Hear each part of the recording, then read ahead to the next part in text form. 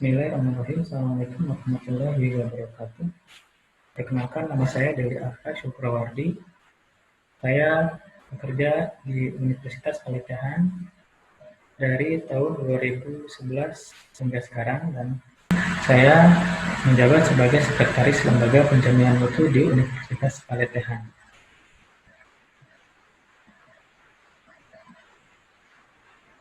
Sebelumnya, saya mohon izin untuk menyampaikan tentang sistem penjaminan mutu internal atau SPMI berada pada naungan Lembaga Penjaminan Mutu. Sebelum saya menjelaskan lebih lanjut, saya akan menjelaskan kepada Bapak Ibu, rekan-rekan mahasiswa, ada dua lembaga yang ada di Universitas Palitehan yang perlu rekan-rekan atau Bapak Ibu ketahui, yaitu Lembaga Penjaminan Mutu Universitas Palitehan dan Lembaga Penelitian dan Pengabdian pada Masyarakat. Yang pertama, saya akan menjelaskan apa itu Lembaga Penjaminan Mutu dan apa itu Sistem Penjaminan Mutu Internal. Untuk struktur organisasi, Lembaga Penjaminan Mutu Universitas Palitehan diketuai oleh Ibu Wiwi Eko Pertiwi, SKM, MKM. Beliau berhome base di Program Studi Kesehatan Masyarakat Universitas Palitehan yang berada di bawah naungan Fakultas Ilmu Kesehatan. Sekretaris adalah saya sendiri, yaitu Dewi Arka Syukrawardi, SKMS MNS. Saya berhome base di PSIK dan MES, dan staf kami adalah Tika Yuliana, SKM. Lembaga Penjaminan Mutu merupakan lembaga yang mengendalikan penjaminan mutu baik akademik maupun non-akademik. Ada sekitar 42 standar yang sudah dibuat oleh Universitas Palitehan yang difasilitasi oleh Lembaga Penjaminan Mutu. Standar yang wajib yang mengikuti standar nasional pendidikan tinggi, yaitu standar pendidikan, standar penelitian, dan standar pengabdian kepada masyarakat. Standar wajib yang diterapkan oleh SNDikti itu ada 24 standar wajib. Namun, universitas itu diperbolehkan untuk mengembangkan standar-standar lanjutannya atau standar yang melampaui. Standar yang melampaui ini dipergunakan atau dibuat untuk mengatur segala tata tertib, perilaku, kegiatan yang ada di Universitas Palitehan, sehingga semua kegiatan sudah terstandarisasi dan indikatornya jelas dalam melakukan suatu kegiatan. Tidak akan semua standar yang saya jelaskan pada pertemuan kali ini, namun ada beberapa standar yang perlu diketahui oleh rekan-rekan Bapak Ibu yang akan bergabung di Universitas Palitehan sebagai mahasiswa. Standar pendidikan dari SNDikti itu meliputi 8 standar, mulai dari standar kompetensi lulusan, isi pembelajaran, proses pembelajaran, penilaian pembelajaran, dosen dan tenaga pendidikan, sarana dan prasarana pembelajaran, standar pengelolaan pembelajaran, dan standar pembiayaan pembelajaran. Untuk standar kompetensi lulusan, capaian pembelajaran disesuaikan dengan level KKNI, lalu mencakup dari ranah kognitif, psikomotor, dan afektif.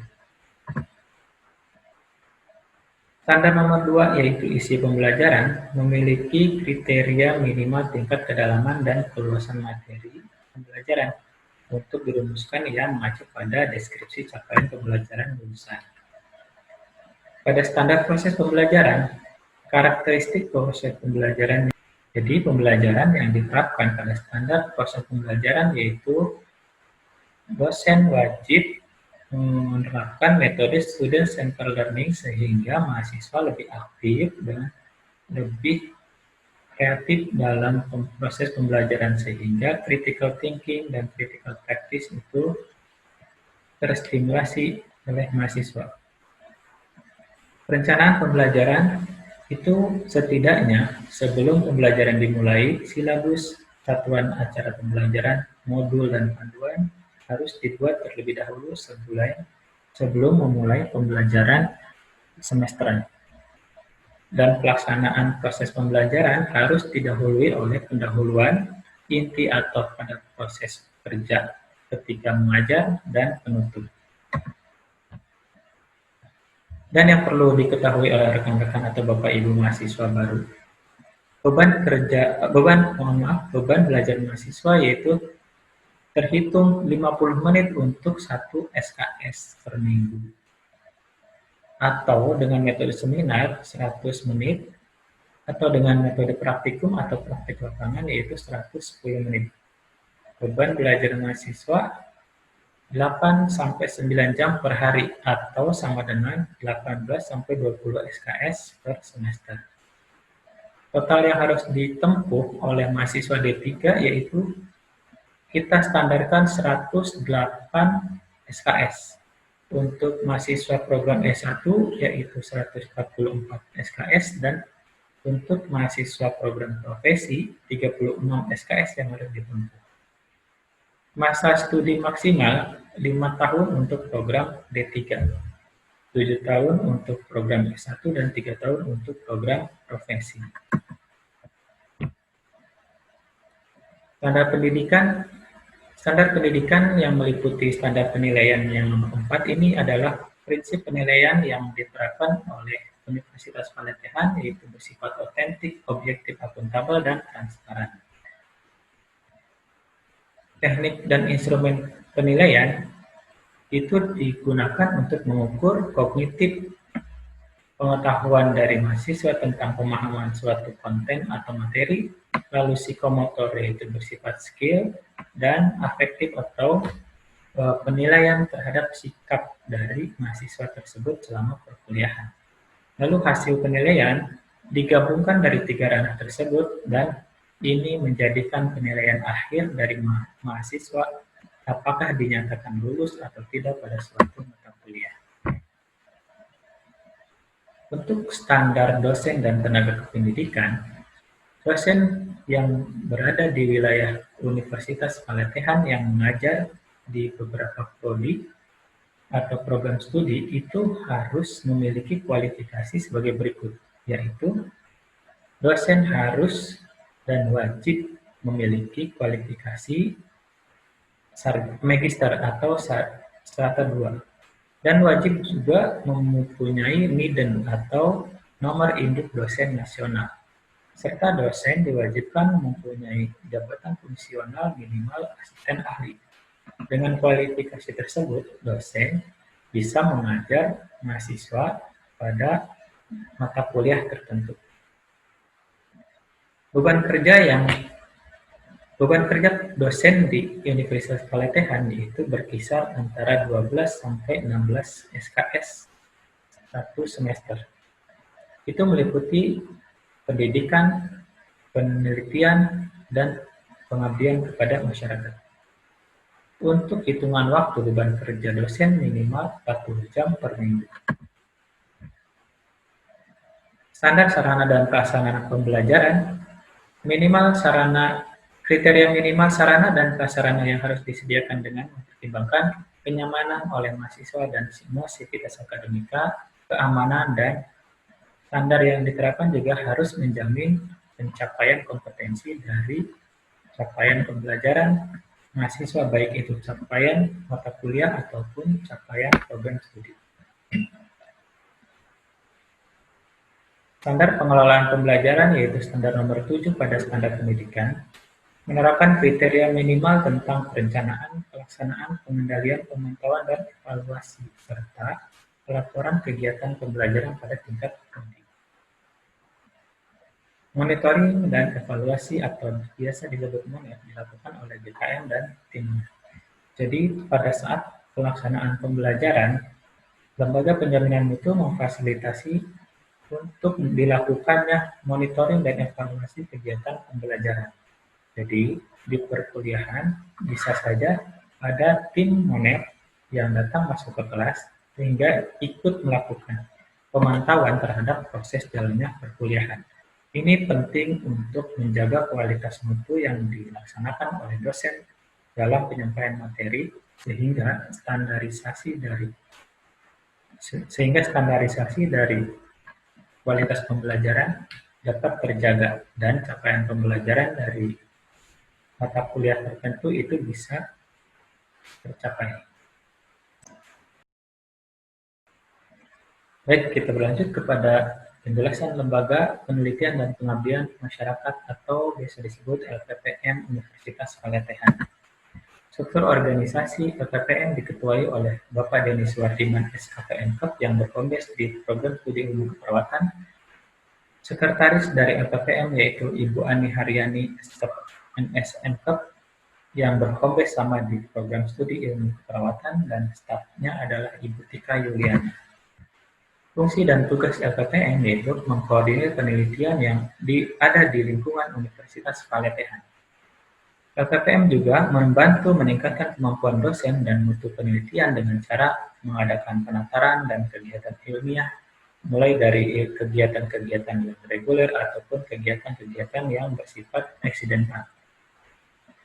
LPPM juga membantu menanggulangi masalah-masalah yang ada dalam pelaksanaan penelitian, sehingga dosen-dosen yang melakukan penelitian itu bisa difasilitasi dalam problem solving, apakah itu dalam pelaksanaan atau dalam proses atau pada saat pengumpulan data. Lalu LPPM juga bisa menilai usulan yang masuk sesudah disaring oleh fakultas dilihat dari segi mutu penelitian dan anggaran. Jadi, fungsi monitoring dari LPPM yaitu apakah suatu proposal yang masuk dari dosen itu dapat didanai oleh tidak oleh Universitas Palatehan dan ditentukan dari penilaian LPPM. Tentunya LPPM memiliki beberapa tim auditor yang bisa membantu menilai dari kualitas proposal yang diajukan oleh dosen. LPPM juga membantu peneliti dalam publikasi hasil penelitian. Dengan jejaring yang luas, LPPM bisa membantu apakah suatu publikasi, apakah suatu manuskrip yang akan dipublikasi oleh dosen ini bisa diterima oleh beberapa jurnal itu dengan menggunakan atau difasilitasi oleh LPPM. LPPM juga membantu peneliti dalam pengembangan kebijakan yang insentif, mendapatkan informasi terkait hibah-hibah penelitian dari luar Universitas Palatehan, sehingga dosen-dosen yang ada di lingkungan Universitas Palatehan mendapatkan info untuk bersaing dalam hibah-hibah penelitian.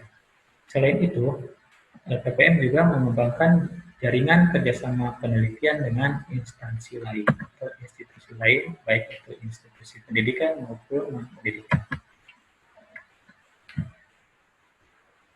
Keterlibatan mahasiswa dalam kegiatan penelitian bisa berupa penelitian dosen yang didanai oleh Universitas Palatehan melalui LPPM, mewajibkan dosen untuk melibatkan mahasiswa, terutama mahasiswa tingkat akhir.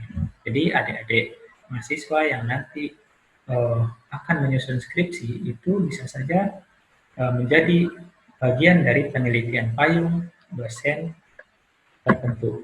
Jadi kolaborasi antara mahasiswa dan dosen dalam melakukan penelitian itu bisa berjalan dengan baik. Keterlibatan mahasiswa dalam kegiatan pengabdian masyarakat itu juga bisa tertuang dalam kegiatan-kegiatan yang dilakukan oleh dosen. Misalnya kegiatan penyuluhan atau edukasi yang dilakukan oleh dosen itu wajib melibatkan mahasiswa. Sehingga koordinasi antara mahasiswa atau kerjasama antara mahasiswa dengan dosen dalam kegiatan pengabdian kepada masyarakat itu bisa terlaksana dengan baik dan bisa menjadikan kegiatan yang ada di lingkungan Universitas Palatehan terdiseminasi dengan baik dan berjalan dengan lancar. Ini adalah beberapa contoh kegiatan pengabdian kepada masyarakat yang dilakukan oleh dosen dan melibatkan mahasiswa.